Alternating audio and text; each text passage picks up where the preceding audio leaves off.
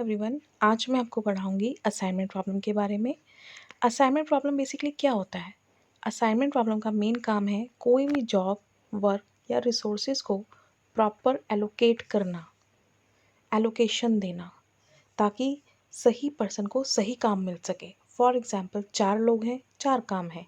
किसको क्या काम मिलना चाहिए, वो है असाइनमेंट। इसी को एलोकेशन भी बोलते हैं। सिर्फ एलोकेट करना, जॉब वर्क असाइन करना, दैट इज़ असाइनमेंट। ये गवर्नमेंट सेक्टर और प्राइवेट सेक्टर दोनों में यूज़ किया जाता है। इसे बेसिकली रिड्यूस मैट्रिक्स और फ्लड टेक्निक के नाम से भी जाना जाता है। इसका मेन काम होता है कॉस्ट और टाइम को मिनिमाइज़ करना। जैसे कि मैंने आपको बताया 4 लोग 4 काम, तो काम ऐसे डिस्ट्रीब्यूट होगा कि कोई भी फ्री नहीं होगा और ना ही कोई ऐसा होगा कि किसी के पास डबल काम है। राइट पर्सन को राइट काम आए, यही एलोकेशन का काम है, यही असाइनमेंट का काम है। ये आपके कहीं पर भी वर्क ऑन मशीनरी, ड्राइवर्स की अवेलेबिलिटी, सेल्स के रिलेटेड, जॉब, हर जगह यूज़ किया जाता है। जब हम सिंपल कोई भी न्यूमेरिकल करते हैं असाइनमेंट का, तो वो एक असाइनमेंट क्वेश्चन है या असाइनमेंट प्रॉब्लम है। लेकिन जब असाइनमेंट प्रॉब्लम के क्वेश्चन कुछ इस ढंग से हैं कि हमें दिख नहीं रहा कि 4 लोग 4 ढंग से 4 बंदों को काम मिलेगा। उन्हें लगता है 4 बंदों को 3 काम में डिस्ट्रीब्यूट हो रहा है, या कुछ ऐसा हो रहा है कि एक बंदे के पास 2 काम आ रहे हैं। उस समय हम हंगेरियन मेथड यूज़ करते हैं। हंगेरियन मेथड क्या है? बेसिकली एक हंगरी के मैथमेटिशियन थे। 2 पर्सन्स ने मिलकर एक रिसर्च पेपर लिखा था 1955 में। तब जाकर वहाँ पे ये पब्लिश हुआ था। पूरे वर्ल्ड में आज भी इसको एक्सेप्ट किया जाता है। असाइनमेंट प्रॉब्लम जब भी हम करते हैं एक मैट्रिक्स की फॉर्म में होती है। इसको हम बोलते हैं matrix. Basically matrix is a combination of rose and column. अब रो क्या होती है? रो होती है ऐसे। मैक्सिमम स्टूडेंट्स को यही कन्फ्यूज़न है, रो कैसे और कॉलम कैसे। यानी कि यहाँ हम लिखेंगे R1, R2 और R3। ये होता है कॉलम। यहाँ हम लिखते हैं C1, C2 और C3, यानी कि जो खड़ी रेखाएं हैं वो है आपका कॉलम, और जो लेटी हुई है वो है आपकी आर वाली रेखा। पहले तो ये चीज़ क्लियर होनी चाहिए। दूसरी बात, जब भी हम कभी न्यूमेरिकल करते हैं असाइनमेंट का, तो क्वेश्चन 2 फॉर्म में आता है, या मिनिमाइजेशन या फिर मैक्सिमाइजेशन, और ये हमेशा स्टेटमेंट की फॉर्म में आएगा। आपको खुद सर्च करना पड़ेगा। वो कैसे? अगर कहीं पर भी कॉस्ट लिखा है, टाइम लिखा है या फिर लॉसेस लिखा है, तो ये तो मिनिमम होती है, तो ये क्वेश्चन बनेगा आपका मिनिमाइजेशन का। और अगर कहीं स्पीड, एफिशिएंसी या प्रॉफिट है, वो क्वेश्चन बनेगा आपका मैक्सिमाइजेशन का। और हमेशा ध्यान रखिए कि कभी भी क्वेश्चन मैक्सिमाइजेशन से स्टार्ट नहीं होता, हमेशा क्वेश्चन मिनिमाइजेशन से ही स्टार्ट होता है।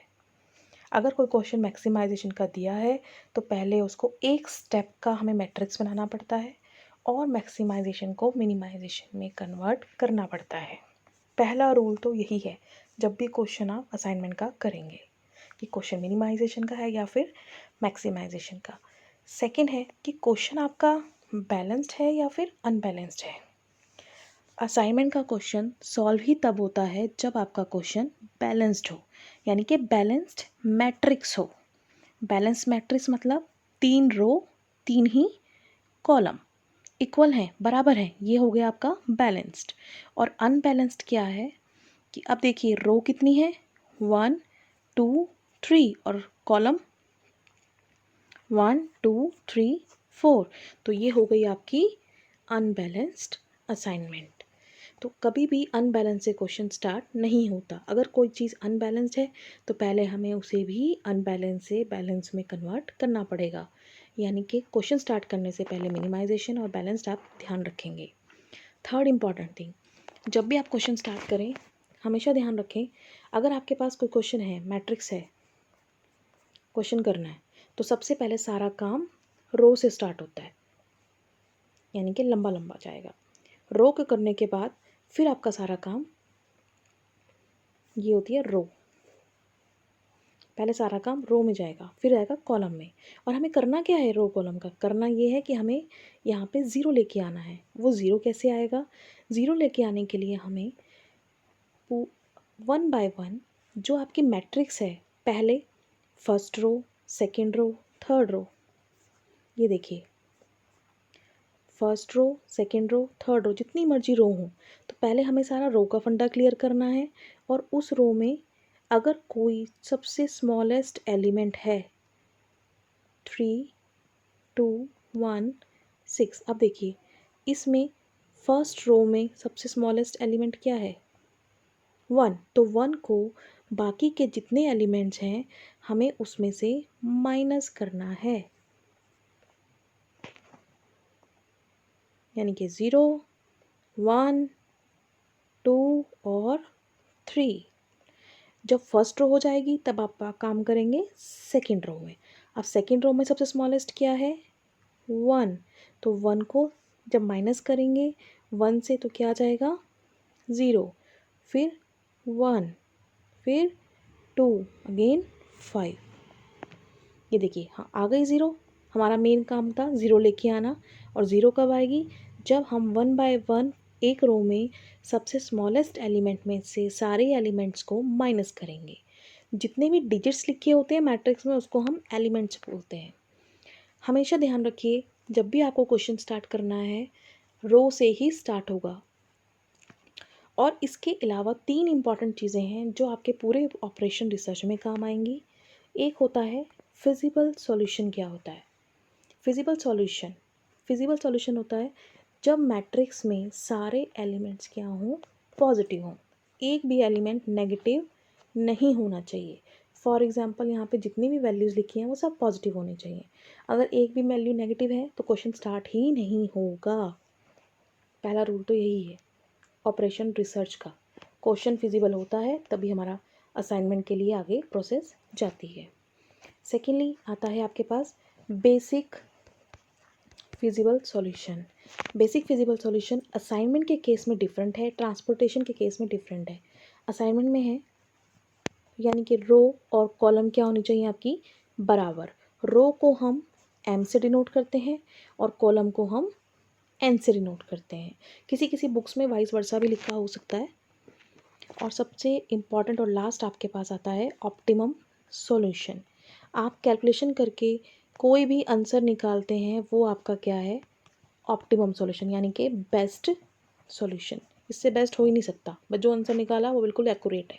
ये 3 कंडीशंस हैं जो आप हर एक क्वेश्चन में लगाएंगे ही लगाएंगे। अब देखिए मैं आपको एग्जांपल बताती हूँ।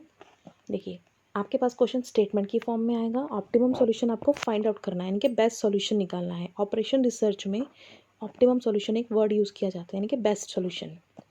जब भी हम क्वेश्चन पढ़ेंगे सबसे पहले हमने क्या देखना है कि क्वेश्चन हमारा मिनिमाइजेशन का है या मैक्सिमाइजेशन का है। कॉस्ट मैट्रिक्स लिखा है, कॉस्ट क्या होती है मिनिमम, तो ये क्वेश्चन आपका मिनिमाइजेशन का है, यानी कि ये क्वेश्चन इजीली स्टार्ट हो सकता है। सेकेंडली हम क्या देखेंगे क्वेश्चन स्टार्ट करते हुए कि ये बैलेंस्ड है या अनबैलेंस्ड है। ये देखिए 4 रो हैं और 4 ही कॉलम है, तो क्वेश्चन आपका क्या है पूरी तरह से स्टार्ट हो सकता है। जब ये चीज़ें कंडीशन क्लियर हो जाए तब जाकर आप अपना क्वेश्चन स्टार्ट करेंगे, उससे पहले क्वेश्चन स्टार्ट नहीं होगा। अब क्वेश्चन जब स्टार्ट होगा तो पहला आपका स्टेप क्या होगा, हर काम जैसे मैंने आपको बताया रो से होता है। तो रो में सबसे पहले क्या करना है, देखिए डिडक्शन माइनस, हर एक रो का अलग अलग फंडा है। इस फर्स्ट रो में देखिए ए में सबसे स्मॉलेस्ट एलिमेंट क्या है 8, तो 8 को 26 से माइनस करेंगे, 17 से माइनस करेंगे और 11 से माइनस करेंगे, तो आपके पास आएगा 0, 18, 9 और 3। ऐसे ही आप करोगे बी को अलग से, सी को अलग से, डी को अलग से, हर रो का मिनिमम एलिमेंट अलग अलग होगा। तो बी का क्या है 4, 4 को जब आप करोगे तो यहाँ क्या आएगा 0, 13 में से 4 गए 9, तो यानी कि दूसरे का भी ऐसे, सी का भी ऐसे और डी का भी ऐसे। जब आपका रो का मैट्रिक्स ख़त्म हो जाए तो अपनी ओरिजिनल वाली मैट्रिक्स कुछ समय के लिए भूल जाइए, क्योंकि रो का आंसर जाता है कॉलम में और कॉलम का आंसर जाता है 0 असाइनमेंट के लिए। तो 0 अब रो का आंसर जाएगा कॉलम के लिए, क्योंकि रो के बाद आता है कॉलम का नंबर। अब हमारा मेन काम क्या होता है 0 लेके आना। आप देखिए हर एक में एक एक 0 आ गई, रो में एक 0 आई, यहाँ भी एक 0 आ गई, 0 आ गई, 0 आ गई, ये ऑटोमेटिकली आती रहेगी। उसके बाद आपने कॉलम करना है। अब कॉलम जब करना है तो रो को बेस मानना है। अब देखिए फर्स्ट कॉलम में 0 है तो ये values as it is same आएगी, कुछ भी करने की ज़रूरत नहीं, क्योंकि 0 को जब माइनस करेंगे सारे एलिमेंट से तो सेम आएगा। अब आपका बात करेंगे सेकंड में। अब देखिए इसमें स्मॉलेस्ट क्या है,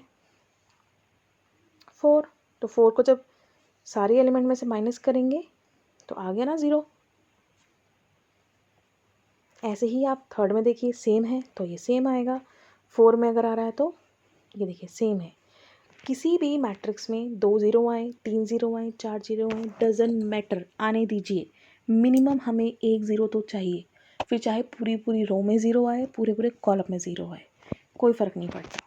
जब रो हो जाए, कॉलम हो जाए, उसके बाद हमारा थर्ड स्टेप है जिसे हम बोलते हैं ज़ीरो एलोकेशन, यानी कि ये आंसर है। तीसरी मैट्रिक्स में आंसर आ जाएगा और वो आंसर क्या है, कॉलम को बेस मानना है। रो के लिए कॉलम को बेस मानकर आंसर का ज़ीरो असाइनमेंट के लिए। ज़ीरो असाइनमेंट में हमने क्या करना है, अब हमने देनी है एलोकेशन। एलोकेशन देते हैं हमेशा ही कॉलम वाली मैट्रिक्स में। एलोकेशन कैसे देते हैं, सबसे पहले ये देखिए फर्स्ट रो में जाएंगे, क्योंकि सारा काम हम रो में करते हैं। फर्स्ट रो में कितनी ज़ीरो हैं, 1, इसको एलोकेशन देंगे। तो इसके रास्ते में आने वाली कोई भी ज़ीरो हो हम उसको क्या करेंगे, कट। देखिए इसका रास्ता हुआ ये वाला, रो में भी और कॉलम में भी कोई ज़ीरो नहीं है, कोई बात नहीं। उसके बाद हम क्या करेंगे, सेकंड रो देखेंगे। फर्स्ट रो ये थी, सेकंड रो में एक ज़ीरो है, इसको एलोकेशन देंगे, इसके रास्ते में भी कोई नहीं है। थर्ड में 2 रो हैं, छोड़ दो, हमें एक टाइम में उसी को एलोकेशन देनी है जिसमें एक बार में एक ज़ीरो हो, जिसमें ज़्यादा ज़ीरो होंगी उसे हम छोड़ देंगे। उसके बाद आया है डी। अब डी में कितनी ज़ीरो है, एक, हम इसको एलोकेशन देंगे क्योंकि हम तो रो वाइज कर रहे हैं।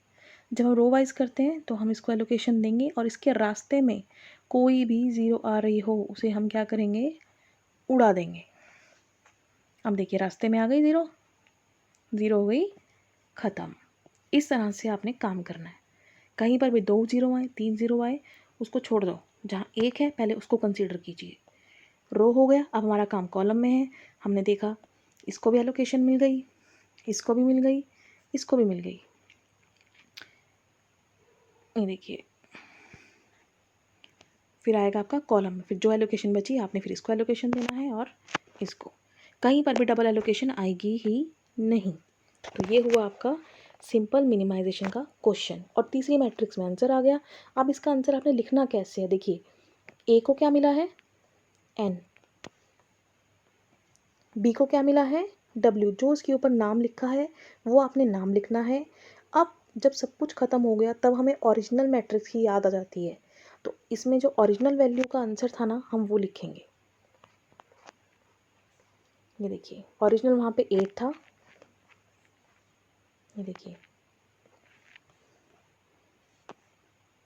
तो वहाँ पे हम 8, जो ओरिजिनल वैल्यू है ना बस क्वेश्चन करने के बाद भूल जाइए और लास्ट में याद करिए।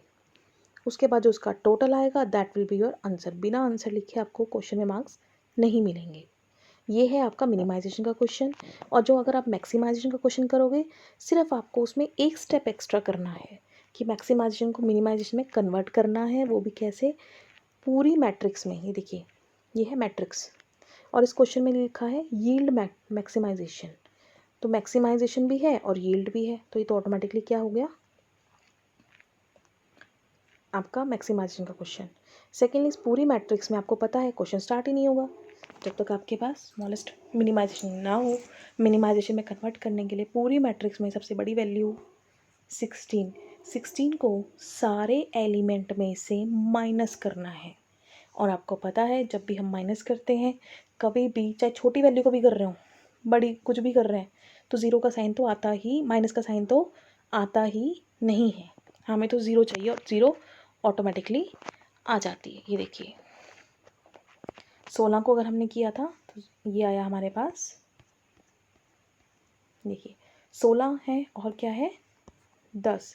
16 को 10 में से जाएंगे, 16 को 14 में से जाएगा तो कितना आएगा, यहाँ पे आना चाहिए 6, यहाँ आना चाहिए 4 और यहाँ पे आना चाहिए 0।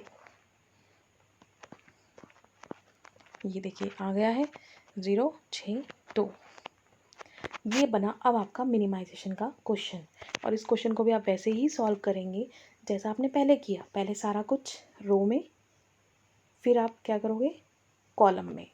रो का आंसर कॉलम में जाएगा, कॉलम का आंसर आंसर वाली शीट पे जाएगा। इस तरह से आप एक क्वेश्चन सॉल्व करेंगे और ये बहुत आसान है, इतना टफ नहीं है, स्कोरिंग है। और जो भी आपका आंसर आएगा, देखिए रास्ते में कहीं 2 0 आ रही है, ये कॉलम वाला है। मैं आपको एक बार फिर बता देती हूँ एलोकेशन का।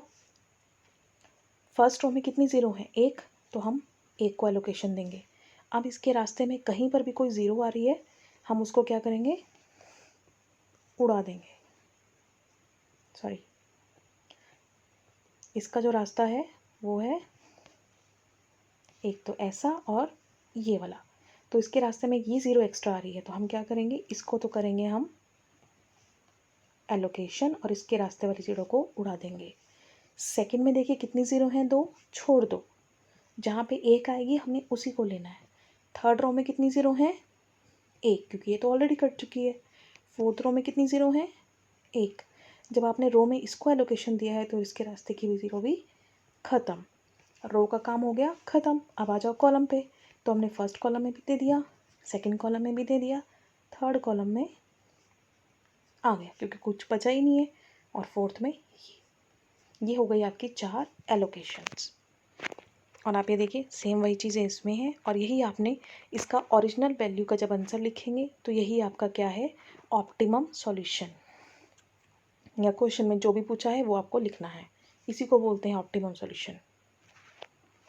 यहाँ तक आपको समझ आया होगा आई होप। कोई भी क्वेरी डाउट होंगे तो आप मुझे मैसेज कर सकते हैं। Thank you so much.